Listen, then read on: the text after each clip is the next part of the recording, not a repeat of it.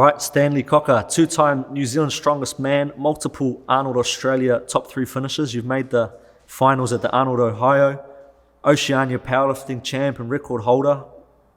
Thanks for coming along and spending some time. Talk a bit about your journey. Thanks for having me. So let's get into it. Talk to us a little bit about where you're from, born and raised, your background, culture, schooling. Talk to us a little bit about that. So I grew up in Mangere East, just down the road. I come from a family of 9 siblings. Wow. Small Tongan family. I schooled at Otahuhu College and just been living in South Auckland for most of my life. Talk to us about your sporting background. Growing up, you played sports, rugby league? Yeah. So in my younger teens, I was playing for Mangere East up until like 16, and then I kind of wanted to do my last year of rugby at Otahuhu College. Yeah. What position were you when you were playing Union and League? I was playing centre, and then later down the track, I ended up in the forwards. And you're a bit of a dancer, I've heard. No, those are rumours. Is there rumours and speculation? No, I used to dance in school, but that's about it. Nothing professional. Ancient history, eh? Yeah. All right, so talk to us a bit about how you got into powerlifting. So you were a member at the gym before that. You would have had a bit of a strong base, but how did you segue into powerlifting? What did you see that inspired you to give that a go? It was actually my sister, Siwea. She found a gym, Iron Will, out in Otahuhu. It was a real small gym. And she thought, why don't you come and have a gym with some of these younger guys? They'll probably be lifting heavier than you. So I went in for one session, and sure enough, they had guys like 16-year-old freaking squatting 150, 170, and I couldn't even do 120 proper squat. So then that kind of tied me into the gym. So powerlifting, talk to us about your first comp. What made you decide this is something you want to give a go competitively? So my first comp was at Get Strength under Iron Will. It was a novice comp. The prep for that, well, there wasn't really much of a prep, a 2-week, just going through the basics, squat, bench and deadlift. I wasn't maxing out or anything. So when it came to comp day, that's when I decided to try and push myself. But during that time, I was carrying a shoulder injury. And then towards the end of 2015, you ended up at NZPA. Talk to us about how that came about in your journey and towards competing at a high level in powerlifting. So how I got into NZPA was actually through my sister again, Siwea. Her and Sharon, another friend of mine, got selected to lift for the gym, and she kind of nudged Dom and was like, I got a brother that lifts, but not too sure if you want to take him on board. And sure enough, he gave me a chance, and then just went from there.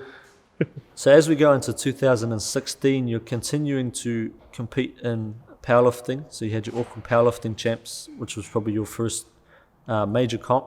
Yep. Around the same time, you got into a bit of strongman training. So talk to me about strongman, how you got into that, and what attracted you to give that a go. Oh my gosh. So you actually approached me. Oh, did I? Yeah. You approached me and was like, you should give strongman a go, because I think that was your first ever comp that you were going to run. That's right. First strongman comp. And I was like, I don't think I'll be any good at it. Like really doubting myself and stuff. And you go, just give it a go, see how you go. And then it's obviously paid off since. Yeah. So I haven't looked back since. So we'll touch a bit about some of your comps. So by nationals of 2016, you're already totaling mid 750s. Talk to us about what you think drove your training to get to that point. You've put a lot on your total in such a short period of time. What do you attribute that to, do you think? Probably, mainly credit to my coach, because I didn't really have a structured program before joining NZPA, and I found that once I jumped on a proper program for a solid 8 weeks, it was enough time for me to actually build and get a bit of strength to see where I could max out properly. So by December of that year, it's your first time representing New Zealand in an international comp, which was Oceania's. You hit your first 300 squat. Do you remember much about that competition? Oh man, yeah. So that, I don't know, that was a big lift for me because I had Cam McKenzie who was a junior under 120 lifter because I was under 120 at the time. Wow. And he was squatting crazy numbers like 320. So I had him in the back spotting me, and I was just thinking to myself, I better get this lift in front of him because I actually look up to that guy. Yeah. And when I got the lift, I was like, freaking hell. I never thought I'd ever hit 300 for a squat. So 2016 March rolls around. You'd spent 2017 rolls around. You'd spent all the previous year competing in strongman and building that base, and an opportunity comes up to compete in the Arnold Classic Australia. Yeah. You had some top guys that went on to a professional level competing with you that year. Do you remember much about that first Arnold? Yeah, so the first Arnold's, that was a good experience because you normally compete in strongman amongst people you always compete against, like in the New Zealand circuit, but then you have guys from Australia that are really strong. I didn't think I was going to podium at that comp, just kind of wanted to have fun and get out of my comfort zone, and ended up coming away third. Can you remember who beat you that year? Yeah, so we had Eddie Williams, who's pro strongman now, and I think the guy that won it is Vernon. I'm not too sure what he's doing now, but those are the two that beat me. So by May of that year, Auckland Strongman Series round 2, you hit your first 165 kilo log press and comp, and this is actually the first time in 5 attempts of competing in strongman you win your first comp. You remember much about that first win? Yeah, I've actually put in a lot of work for the prep for that comp, so focused a lot on my weak points because deadlift and stuff was all right, but the log, my overheads wasn't that great. Lucky I got strong legs, so that kind of carried over well for my overheads. So all throughout that year, you're continuing to compete in powerlifting and strongman.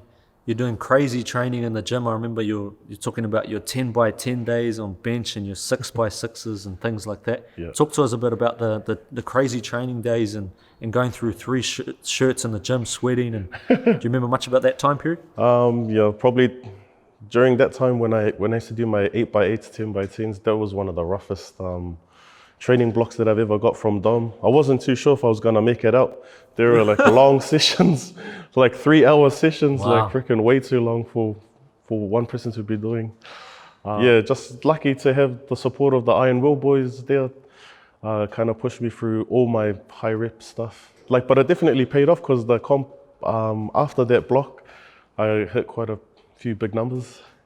So 2018 rolls around, you get another opportunity to compete at the Arnold. Talk to us about Arnold 2018 and what happened with the squats. Oh man, I went into that comp feeling confident. I thought that was going to be the year I was going to win. And then I actually boned my squat. Just lost balance coming out of the hole and then just couldn't recover. But you managed to claw back quite a few competition points and you ended up finishing what that year? Ended up finishing second. Yeah. Placed in the top 3 for the rest of the events and came back with a second place. So by April of that year, you compete at New Zealand's Strongest Man for the first time. Talk to us about that first experience competing in such a massive competition and how you did.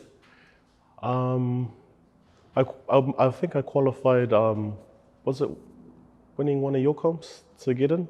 Something like that. Yeah, so I qualified for nationals and I heard that was one of the toughest strongman comps in New Zealand, and then after doing that comp, yeah, sure enough it confirmed that it was pretty rough. And you made a special life decision at that comp? Oh yeah. That's talk to us about what happened and you jumped on the mic and you pulled someone from the crowd. What happened? Yeah, so that's right. 2018, I won my first New Zealand Strongest Man title, but I also proposed to my missus, Paige Harris, the same day. But I actually done it before they announced the winner. So I wasn't too focused. I was more nervous about proposing than who was gonna win the comp. And what made you decide that was the opportune moment to ask Paige to marry you?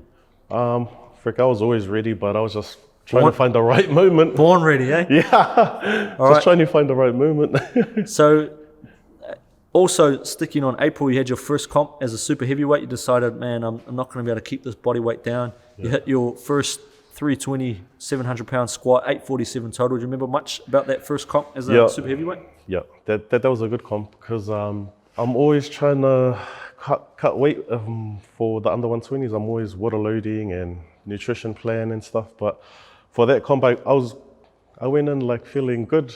I didn't have to stress about my food and eating and stuff. Just went in, just like felt normal, like a normal training, because I normally train at 125 body weight. Yep. And so I went in feeling comfortable, and just haven't looked back since, like at the under 120 class. So you continued to compete as a heavyweight, and you had your second shot at New Zealand's Strongest Man and your third Arnold. What happened with the Arnold third time round? Did you win? No. So with the third time round, same thing again, just small mistakes. And a few of the events that I thought I should have won. But the Aussies, man, they train real hard. And the guy that ended up winning, I think he won 4 out of the 5 events. So he was pretty strong. What do you think you could do better to maybe come away with the win next time? Probably put in a better prep, because I'm known for doing short preps for comps. Yep. But the comps that I do put a lot of prep into, like, it shows on the day. Talk to us about that second New Zealand Strongest Man title. Oh man, that was the toughest one. We had Matt Ragg, Johnny McFarlane, and a few other guys, but those two are the ones that we were pretty much going like head to head. Going into the last event, the stones got me. What do you mean by the stones got you? That like I would have got like a better placing, like points wise, if I did well in the stones, but I did just enough to finish off. And you came away with the title again? Yeah, came away with the title, but yeah, that one was a special one because I went up against Matt Ragg and Johnny McFarlane, who are some of the top guys, eh? Yeah, some of the top guys, but especially Matt Ragg. He's like a 3-4 time now. So during this whole time period, you're battling the shoulder injury and you're battling with ACC. Talk to us a little bit about what's going on with that. Oh man, so I had an injury after Worlds. Can you remember what you did? Yeah, it was just a normal bench day, and felt a little pinch in the shoulder. I'm not gonna blame the program, but might have been the 10x10s, the 8x8s. He's blaming the bloody program. All right. So 2020 rolls around. You head overseas to your biggest event to date, which is the Arnold, Ohio Amateur in March. You made the finals. Talk to us a bit about that whole competition, any mistakes and things that you made and what you think you might have been able to do a bit differently. Yeah, so that comp was, definitely the biggest comp to date for strongman wise. Man, it was a big eye opener because the comp wasn't gonna run because of COVID. Yep. And me and Eddie, the guy, my mate that came with me, we were like, bro, we flew all this way just for the comp to be cancelled. But then later on found out that we were gonna be doing it behind closed doors. But that competition, man, you had guys from America, like I think I was the only one from the Southern Hemisphere competing, like in the heavyweights. Wow.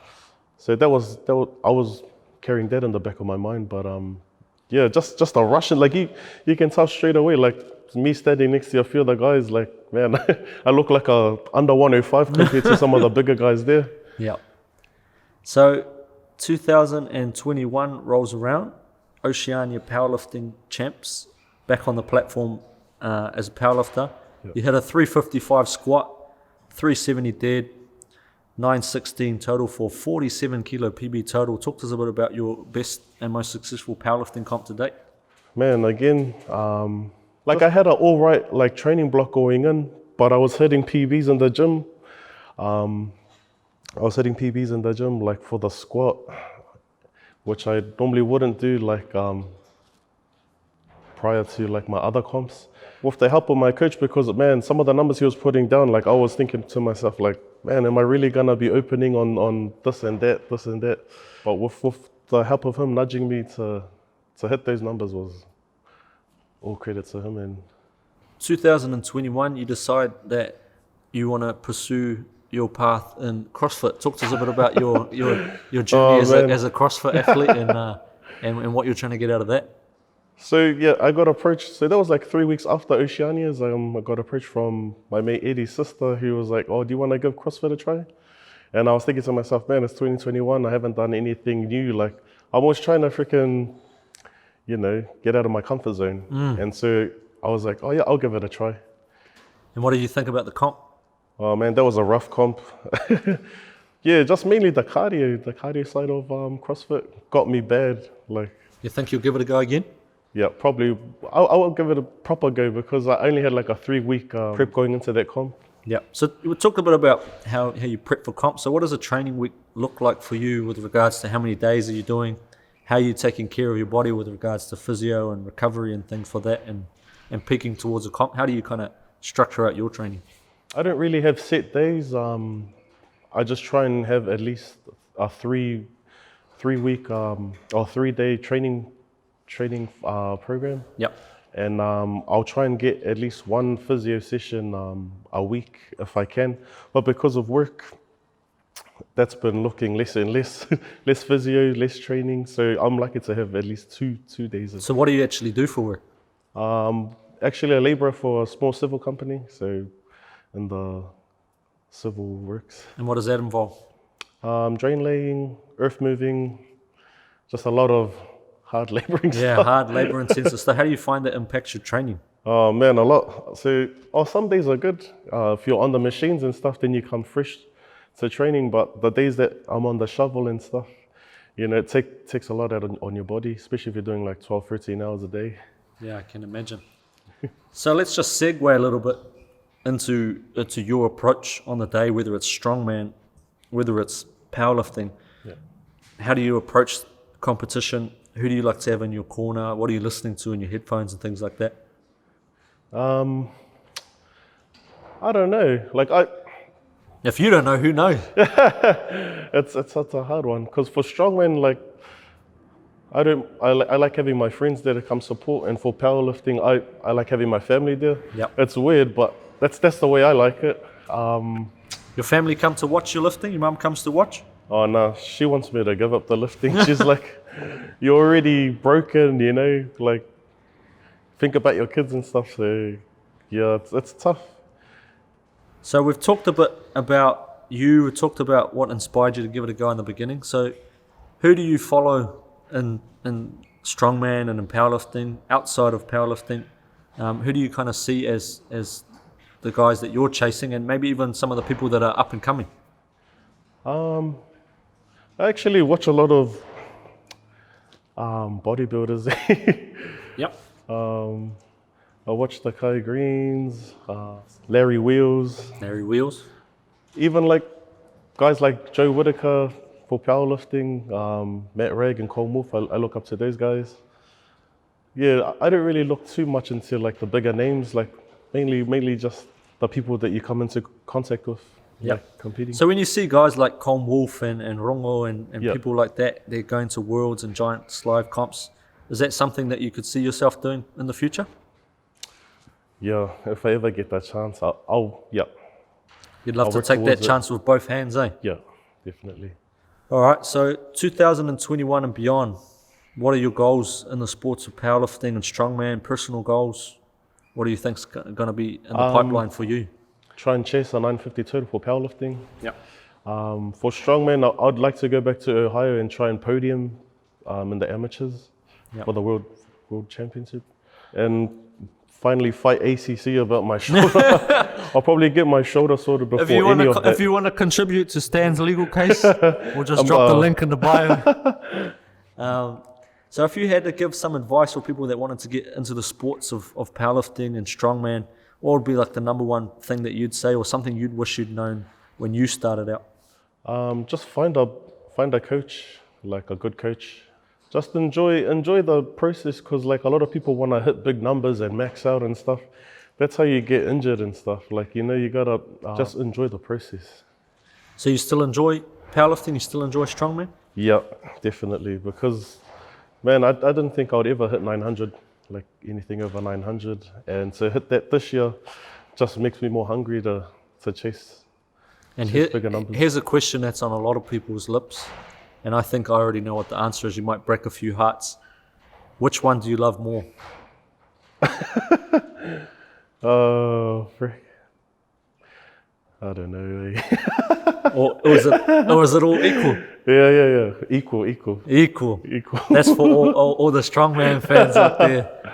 All right. So I just want to say thanks so much for coming down. I know you're a role model to a lot more people out there than you realize. How can we keep up to date with Stan Cocker, your journey in the sports of strongman and powerlifting? Just follow me on my Instagram at Can Be Lifting. Or if not, then follow New Zealand Strongman Series, because that's where you'll find a lot of my, if I'm doing any big lifts or breaking any records and stuff. And follow NZPA.